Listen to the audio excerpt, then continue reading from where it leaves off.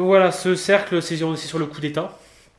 Coup d'État qui est un pan non négligeable de la doctrine d'Aef, parce que c'est quelque chose qui découle directement de l'empirisme organisateur.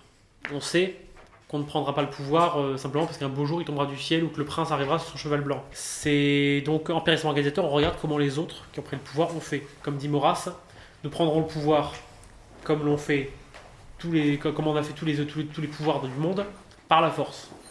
Ce cercle, il a aussi pour but de démystifier et de démythifier le coup d'État. Parce que c'est trop souvent caricaturé. Entre ceux qui imaginent que voilà, le coup d'État, ce sera quand le peuple se décidera, il sera réveillé par les cybermilitants, et il se décidera d'aller prendre l'Elysée. Et à côté, tu as ceux qui rêvent eux-mêmes d'aller prendre l'Elysée, cagoulés en noir avec une calache. Voilà les deux choses que je ne veux plus entendre par rapport au coup d'État, parce que les deux sont équitablement stupides. Tous les gouvernements du monde sont faits par la force, Maurras l'a dit, je le redis. C'est une constante historique. Maintenant, la force peut se cacher derrière la loi. Ça ne change rien. Ça reste pas moins de la force. C'est pas parce que quelque chose a été entériné par de la loi que ce n'est plus de la force. Une fois la nécessité de la monarchie posée, le roi Élie de raison, qui aura répondu à la question pourquoi, devra bien se poser la question du comment. Pourquoi prendre le pouvoir? Une fois qu'on est formé à ça, il faut se demander comment on le prend, le pouvoir. Sinon, on peut pérorer longtemps dans les salons, on n'arrivera jamais à rien. On veut pas seulement la monarchie au sens où l'entendent les Anglais ou les Scandinaves. Ce qu'on veut, c'est un changement radical, incompatible avec l'esprit républicain. C'est un régime qui est irréformable. Alors là, je vous invite à aller consulter beaucoup d'autres cercles pour savoir pourquoi il n'est pas réformable. Sauf peut-être au profit d'une dictature qu'on ne souhaite pas du tout. La monarchie passe donc par une rupture radicale avec la République et le renversement des institutions. Bon, je ne vais pas vous parler tout de suite de coup d'État, je vais vous laisser mariner un peu. Avant ça, je vais vous parler de coup de force. Souvent, on confond un peu les deux termes sont pourtant bien distincts. Le coup de force, qu'est-ce que c'est? S'il y a bien une définition à retenir, celle-là, un coup de force est une rupture de l'égalité. Ce qui était illégal ou illicite le devient par l'exercice d'un rapport de force. L'objet du coup de force peut être légal a priori ou a posteriori. Ça peut être légal a priori parce que simplement on a utilisé la loi de manière un peu maligne, ce qui fait qu'on a fait un coup de force, c'est ce qu'a fait Macron notamment. Ou ça peut être légal a posteriori, c'était complètement illégal. Une fois qu'on a réussi par la force à l'imposer, on va faire passer une loi ou on va le légaliser. Typiquement, tous les coups d'État sont illégaux. On va les rendre légaux après. La monarchie est illégale aujourd'hui, elle le sera si on prend le pouvoir. C'est le but de prendre le pouvoir, c'est de rendre légale la monarchie. Le but, c'est de substituer une égalité par une autre. Tout coup de force est l'aboutissement d'une stratégie consciente de rapport de force. Il faut 3 éléments. Premier élément, être conscient de l'existence d'un rapport de force. Deuxième chose, que ce rapport de force soit favorable. Troisième chose, qu'on soit guidé par une stratégie qui vise à exploiter ce rapport de force. S'il manque la stratégie, la force va exister, mais elle ne sera jamais employée. L'exemple typique, c'est la manif pour tous. Il y avait une force immense, les mecs en haut, c'était pas des stratèges, on voit le résultat. S'il manque la conscience du rapport de force, il sera impossible de l'utiliser pour servir une stratégie donnée, parce qu'on ne sait même pas quelles sont nos forces. Il faut savoir compter ses forces. Enfin, si le rapport de force est défavorable, je vous fais pas un dessin. Et autant se retirer et attendre un meilleur contexte. Donc voilà. Alors, le prélude au coup de force, parce que le coup d'État a pour prérequis le coup de force. Le coup de force a lui-même un prérequis. Formez-vous aux bases de la stratégie. On ne le fera pas ce soir, parce que ça serait immense à faire. Je peux vous proposer un excellent résumé, un bouquin qui fait 200 pages, qui vous résume toute la pensée stratégique occidentale. Je vous filerai les références ensuite, si vous voulez. Mais formez-vous d'abord à la stratégie avant de vouloir vous intéresser au coup de force ou au coup d'État. C'est très important. Bon, le coup d'État, je le disais, est un type particulier de coup de force qui a pour caractéristique de viser à remplacer l'appareil d'État et parfois le régime. C'est lui que nous visons, c'est le plus difficile, mais le seul capable de la rupture que nous voulons. Le but, c'est de renverser le régime, et le moyen du coup d'État, qu'est-ce que c'est? C'est une succession de coups de force. Le coup d'État est au sommet de la pyramide, c'est ce qu'on vise, et pour arriver à ce coup d'État, pour le préparer, on fait une succession de coups de force. On peut résumer d'ailleurs ça. Il y a une très belle image de Lénine qui est juste une horreur en fait. La révolution est un coup de poing porté à un paralytique. On fait la révolution une fois que l'État est déjà paralysé, pas avant. Et le but de cette succession de coups de force, c'est de paralyser l'État. Voilà un peu la partie sur le coup de force. On a fini cette introduction assez scolaire sur le coup de force. On va passer vraiment sur le coup d'État. Qu'est-ce qu'un coup d'État? Un coup d'État, ça se fait à 3 conditions. Il y a 3 conditions pour qu'on puisse déclencher un coup d'État. Une situation de crise, un peuple non hostile et un appareil prêt à l'exploiter. Ces 3 conditions. Concernant la situation de crise, l'histoire nous enseigne que la République en produit des kilomètres. Des crises, il y en a tous les 2 jours presque. Donc c'est pas ce qui nous manquera pour faire un coup de force, ni un coup d'État. Alors oui, j'inclus également. Il nous reste quoi comme problème pour faire un coup d'État? La non-hostilité du peuple et l'appareil. Pour le premier point, il y a un travail de subversion qui est nécessaire, que je ne présenterai pas non plus aujourd'hui. Pour le second point, l'Action française s'est dotée dans les années 70 d'une théorie générale du coup d'État qu'il est important de redécouvrir aujourd'hui. C'est quelque chose qui a été mis dans un tiroir et oublié depuis 20-30 ans, qu'on commence à redécouvrir aujourd'hui. Les cadres actuels commencent à se former à ces techniques. Et donc c'est en train, petit à petit, les militants commencent à entendre parler. Il faut en avoir entendu parler, il faut vraiment que tous les militants soient formés à ça, pour savoir où on va, quel cap on prend. Quelle est cette théorie? C'est une théorie en 5 étapes. Alors 5 plus 1, comme vous voyez sur vos petits papiers, il y a 5 plus 1 et une 6e étape que j'évoquerai aussi. La phase 1, le mouvement école. La phase 2, la conquête des secteurs utiles de la société civile. La phase 3, le combat politique. La phase 4, le coup d'État proprement dit.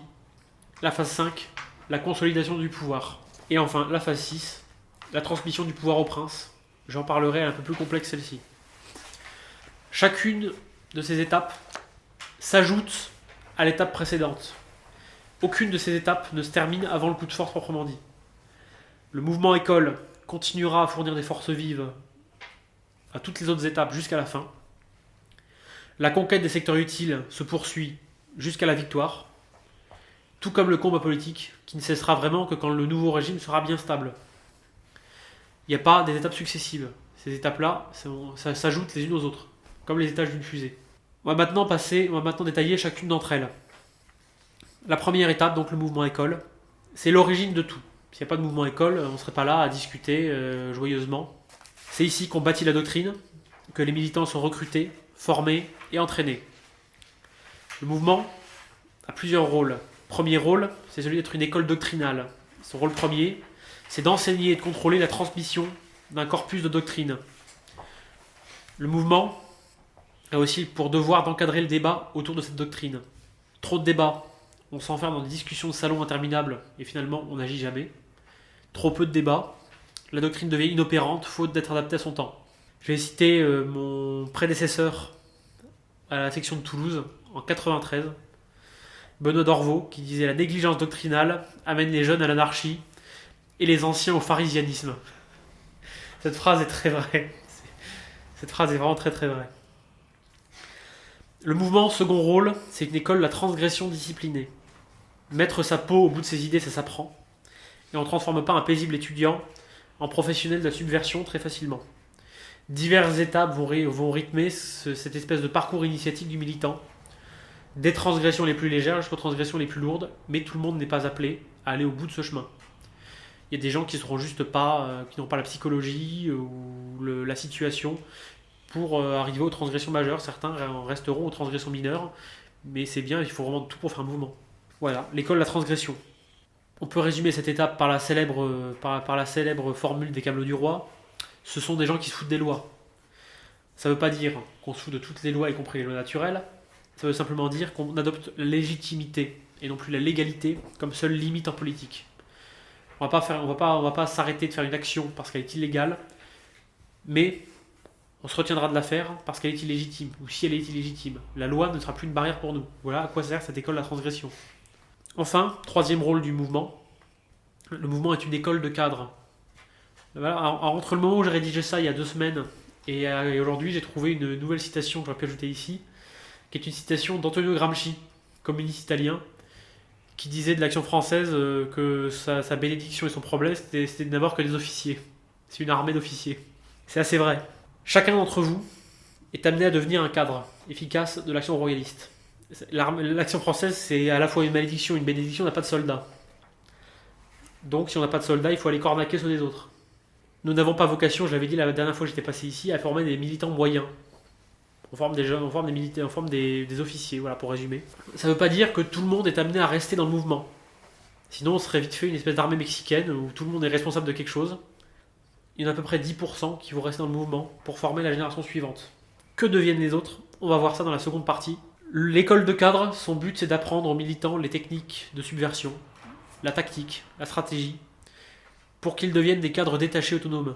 La plupart d'entre vous, vous êtes appelés à avoir un rôle dans la préparation des étapes supérieures du coup d'État. Donc 2, 3, 4, 5, 6. Dans ces étapes supérieures, vous devrez garder un lien avec le mouvement, sans pour autant forcément y appartenir de manière évidente. Certains seront dans ce qui est dans mon petit schéma, qu'on verra en partie 2, dans la nébuleuse. Gardez toujours le lien, gardez une espèce de cordon ombilical avec le mouvement, mais parfois sachez vous en détacher parce que parfois vous serez plus efficace ailleurs. L'action organisée n'est pas le caporalisme. L'action organisée, c'est que vous restez en lien avec le mouvement, si le mouvement a besoin de vous, vous répondez à l'appel, mais ça ne veut pas dire que vous allez tous rester dans le giron du mouvement. En bref, ayez un rôle d'agent subversif dans la cité. Très bien, j'en ai fini de parler de cette première étape. Juste à faire une petite remarque quand même.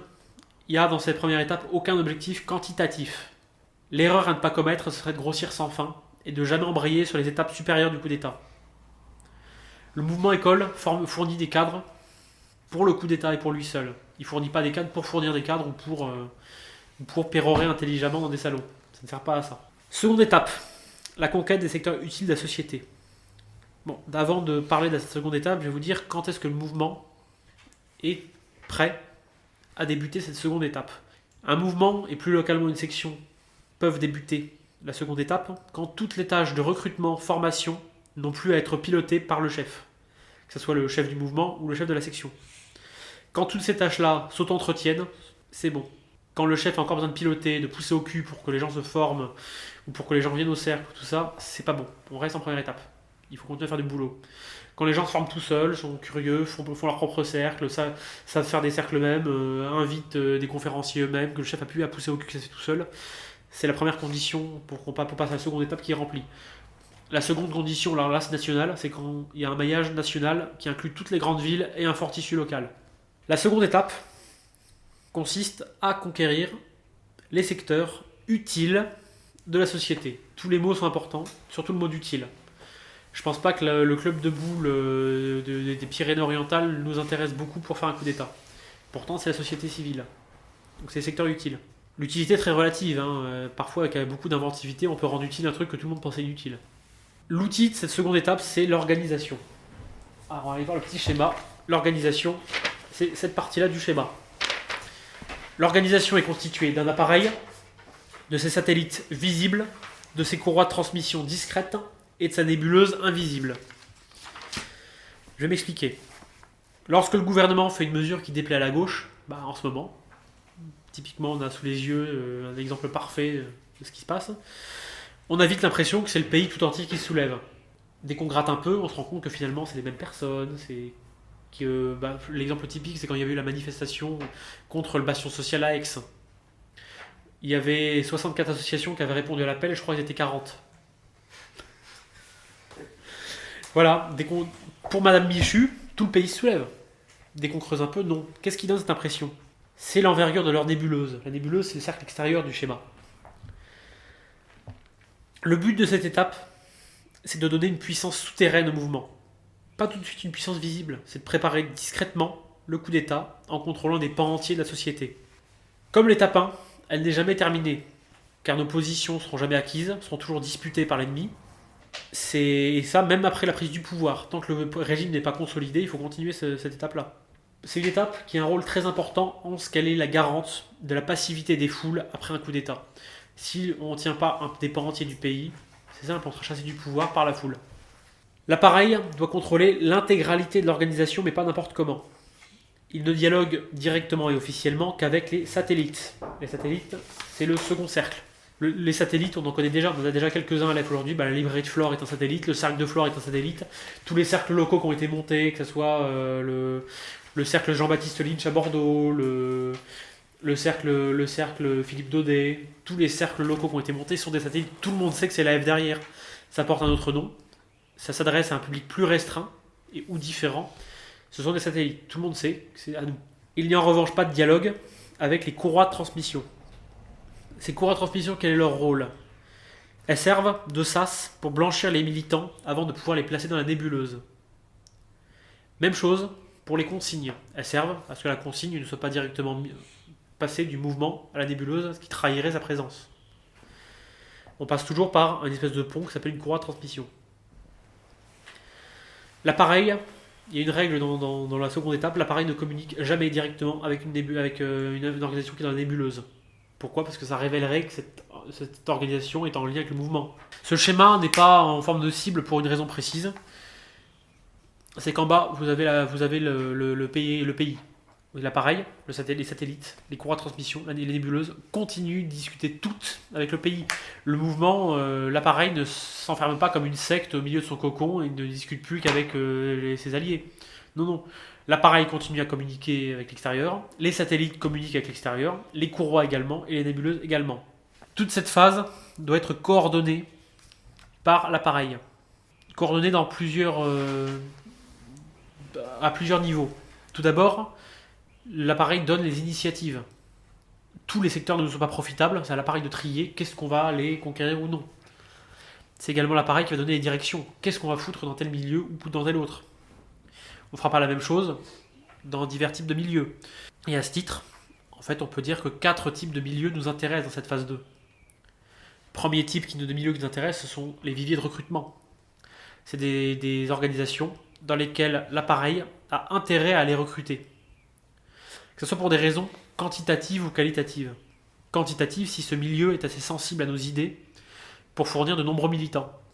Alors là, je vais citer 2 exemples écrasants. Les insoumis de la campagne, je ne parle pas de ceux de la ville, qui sont souvent des têtes à claques, mais ceux de la campagne peuvent être raisonnés souvent. Ou l'UPR. Second type de milieu qui nous intéresse, ce sont les leviers.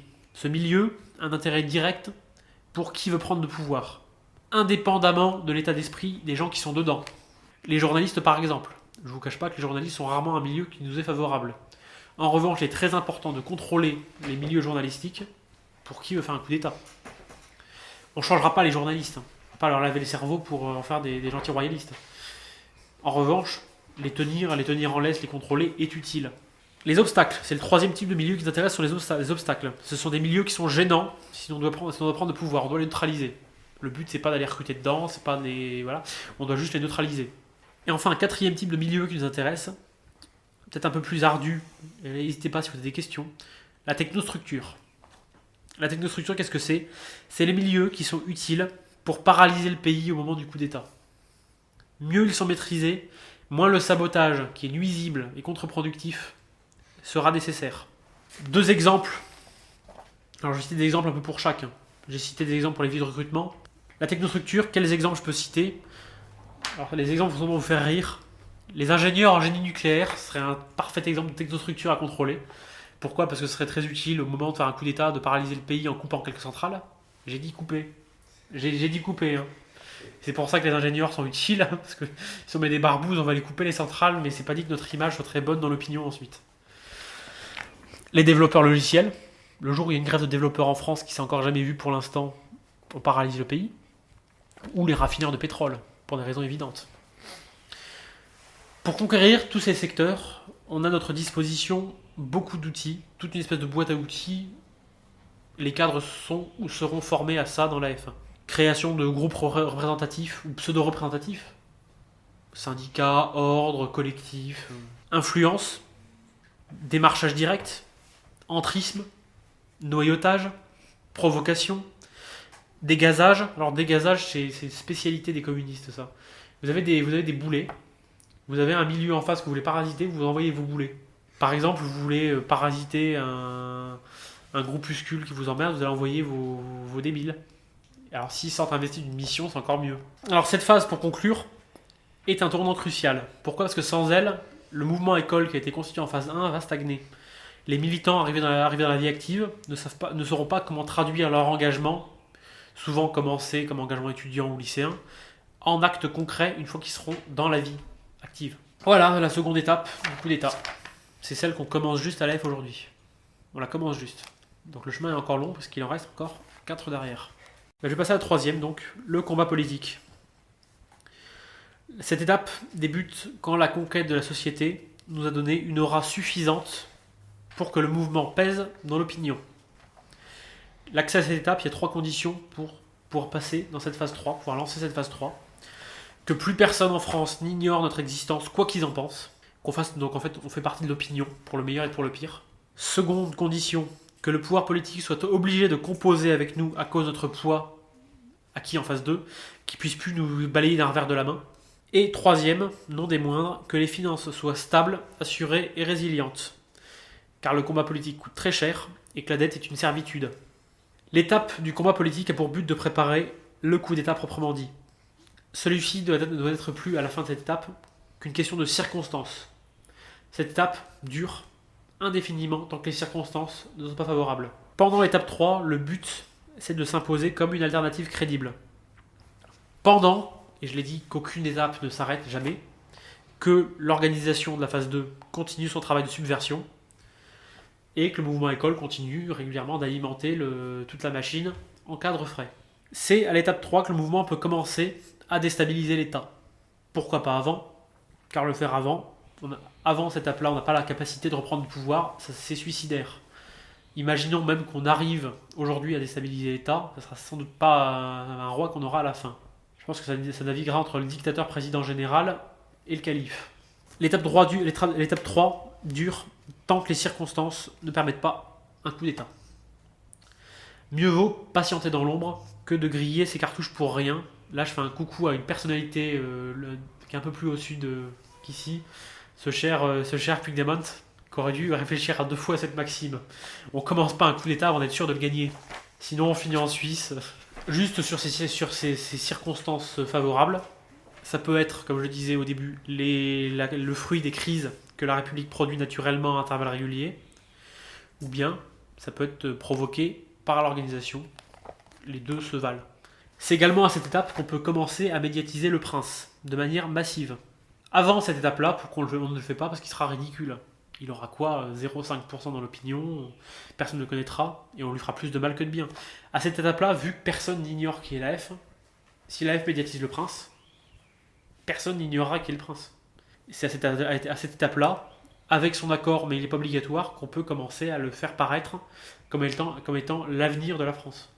Comme je disais, son accord n'est pas obligatoire pour continuer. Même si c'est vrai qu'une stratégie concertée est préférable. J'ai dit une stratégie concertée, j'ai pas dit une stratégie commune. La stratégie commune est un écueil, car en effet, si le rôle du mouvement peut être de se salir les mains, c'est certainement pas le rôle du prince, qui doit garder les mains propres. Par contre, une stratégie concertée, où chacun a sa stratégie et on essaie de pas se gêner, ça c'est le meilleur scénario possible. Enfin, c'est également à cette étape qu'on va démarrer la diplomatie étrangère. Et il est important de la démarrer, sinon c'est simple. Si le nouveau régime ne sait pas trouver des alliés avant de faire le coup d'État, après le coup d'État il sera écrasé. L'histoire est jonchée de coups d'État qui ont échoué parce que les États-Unis ou les Anglais sont arrivés en mode... Il faut se trouver des alliés avant de faire le coup d'État. Des alliés étrangers qui ont intérêt à ce que la monarchie revienne en France. Quitte à leur donner des gages, quitte à leur promettre des choses. Je suis pas certain qu'on puisse parier sur Donald Trump pour ça. Je vous le précise, je vous le dis. Voilà, la troisième étape, globalement, c'est que le mouvement qui était souterrain jusque-là devient public. Le mouvement s'assume comme étant la force de demain, s'assume. Et ça, on parle souvent du coup d'État à ciel ouvert. On parle beaucoup à l'aide de ça, qu'on va faire un coup d'État à ciel ouvert, qu'on dit qu'on va faire un coup de force. C'est vraiment à cette étape-là qu'on peut l'assumer pleinement. C'est à cette étape qu'on a les épaules pour dire, regardez, on existe, on est crédible, on va putcher cette république de merde. C'est à cette étape-là, pas avant.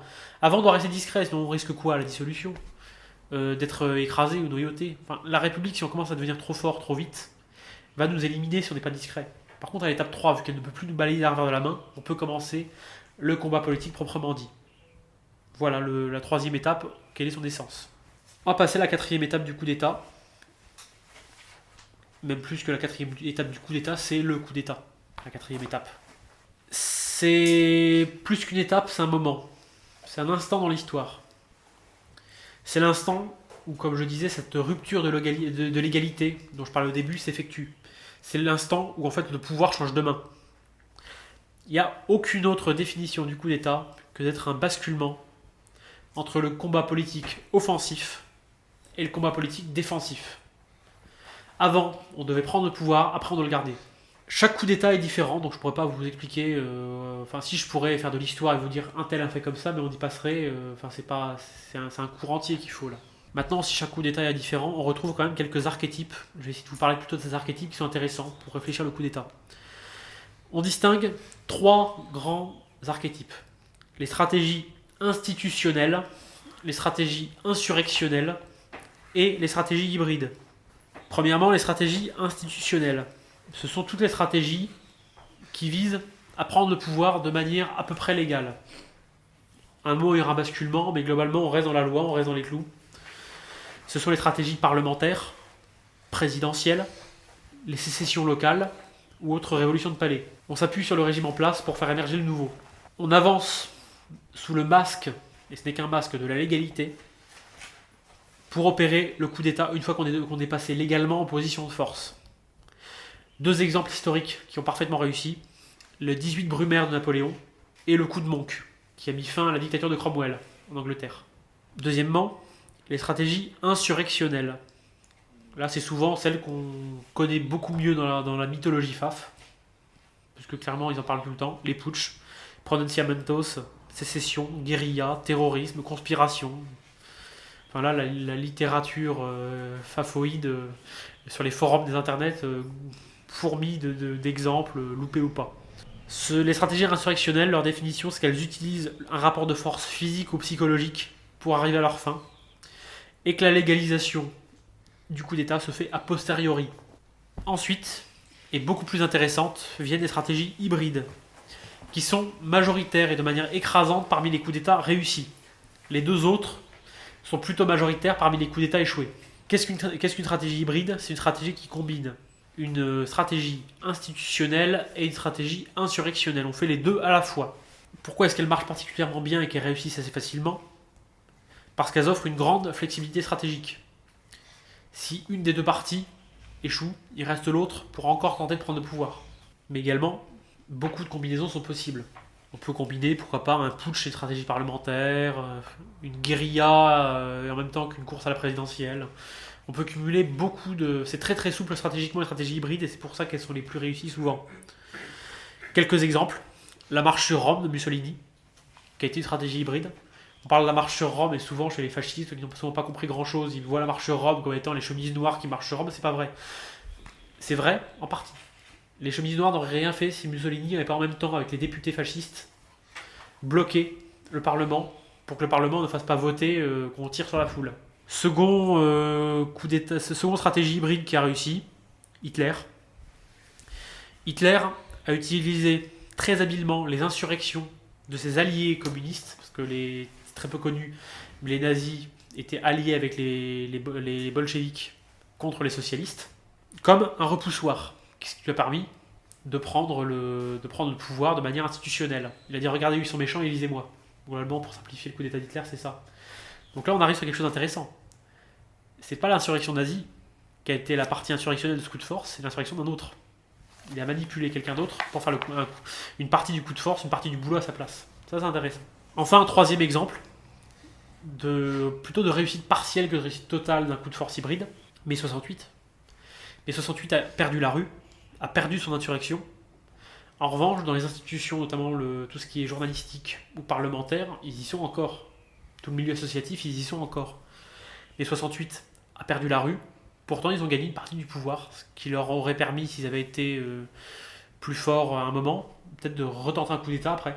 Nous concernant, en plus de cette dualité insurrectionnelle-institutionnelle, on a un autre champ stratégique qui est intéressant pour nous. C'est la dualité prince-mouvement. Parce que le prince peut lui aussi avoir une stratégie en plus. Ce qui fait qu'on pourrait parfaitement imaginer un mouvement qui s'occupe de la partie insurrectionnelle pendant que le prince part à la conquête des institutions. Enfin, les possibilités sont immenses. Vraiment, c'est immense. C'est du Lego. On peut dire, tiens, on va prendre un petit bout de putsch ici, qu'on va mettre avec 2-3 députés, puis un contrôle d'un secteur utile.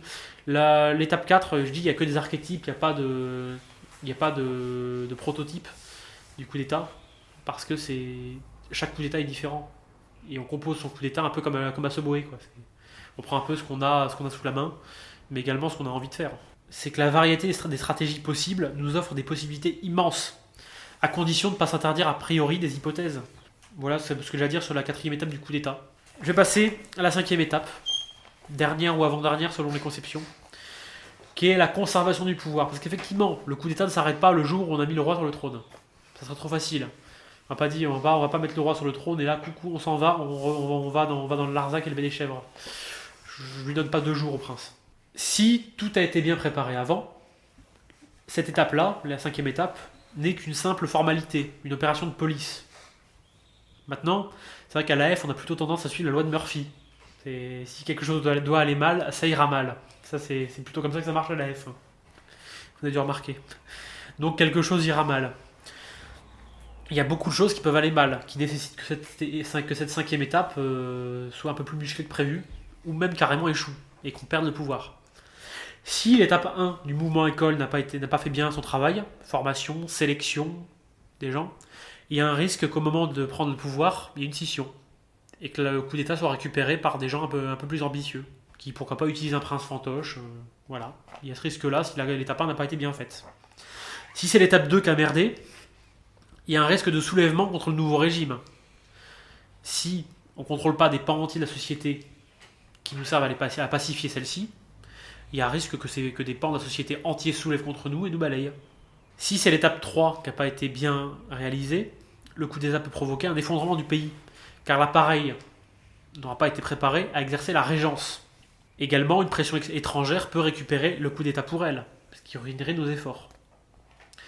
Si c'est l'étape 4 qui n'a pas été bien faite, l'ancien pouvoir peut se relever et revenir à la charge. C'est comme ça qu'on obtient une jolie guerre civile. C'est pour ça que c'est l'étape la plus difficile, la 5e étape. La conservation du pouvoir est sans doute l'étape la plus difficile, tant elle est tributaire des étapes précédentes. La 5e étape, plus qu'une étape, c'est un bilan. Si les étapes d'avant n'ont pas été bien faites, on se cassera la gueule ou on va en chier. C'est une étape qui nécessite de la poigne et de la tempérance. Trop de poigne, il y aura des flaques de sang qui seront pas facilement effacées par l'histoire.